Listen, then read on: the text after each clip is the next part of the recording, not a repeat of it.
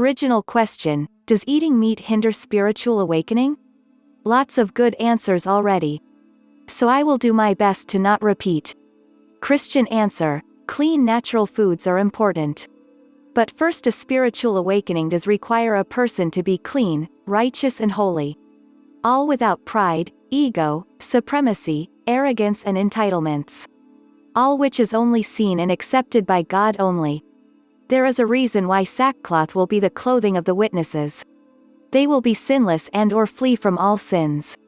They will be aware and are able to discern the half-truths and deceptions from the fallen angels and other unforgiven entities, while also aware of the great delusion sent by God to the whole world. The spiritual gifts will be known through those spiritually awakened people by the Holy Spirit. For they each will know that these exercised powers is directly from the Holy Spirit and not from them. Back to meat. Once a person is truly spiritually awakened, that person discovers that animals do have their own personalities, their own emotions, communication methods and their own thinking processes. Once a spiritually awakened person discovers this, how can you hunt an animal which loves their own children as much as you? How can you kill a mother or father animal simply because it is defined as harvestable?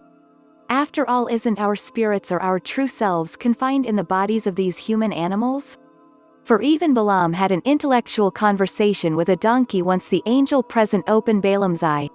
Which one could say the donkey always had the ability to speak whereas the human could not perceive? Worldly or anti-Christian answer: the spiritual world, the psychic powers, witchcraft, magicians and sorceries are all real. Those fallen angels who pretend and have pretended to gods are incredibly far more powerful than any human being. Even the Holy Bible claims that we humans are less than worms or maggots. They can do everything that we lowly humans can imagine, and yet they all remain unforgiven by the Christian and Jewish God in which all of the fallen and unforgiven must obey. They can give spiritual powers to whomever they please. If invited, these disembodied spirits can enter to do as they see fit. Being clean can be a stumbling block for the spirits.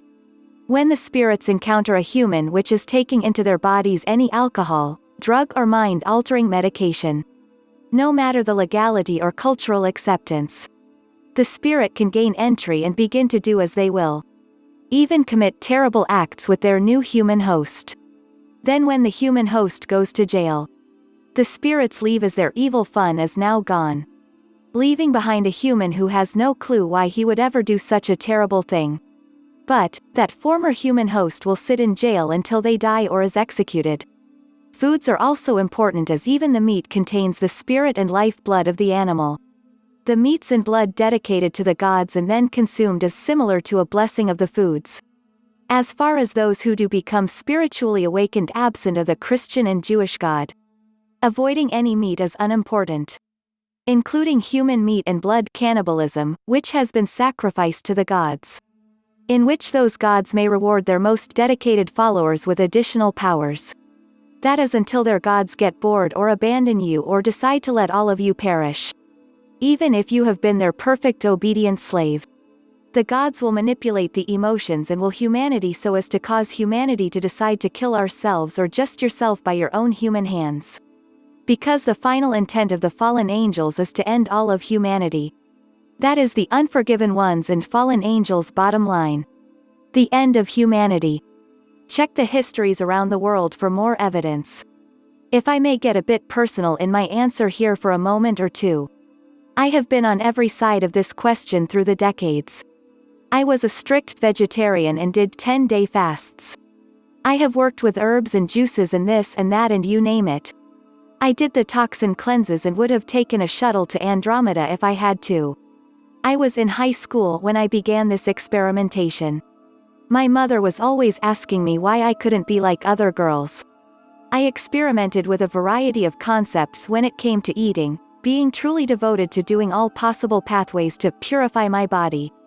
At times I made myself very sick and learned valuable lessons about forcing self-discipline when my body truly needed food or some type of food I was not allowing it. I learned a great deal the hard way. Meanwhile, I had friends who ate anything they pleased. They were fine. They were having great meditations. They were rolling right along beside me. I finally woke up to the reality that your body tells you what it needs. This to my own perception is the higher path. But it requires discipline and devotion in its own right. You must trust yourself.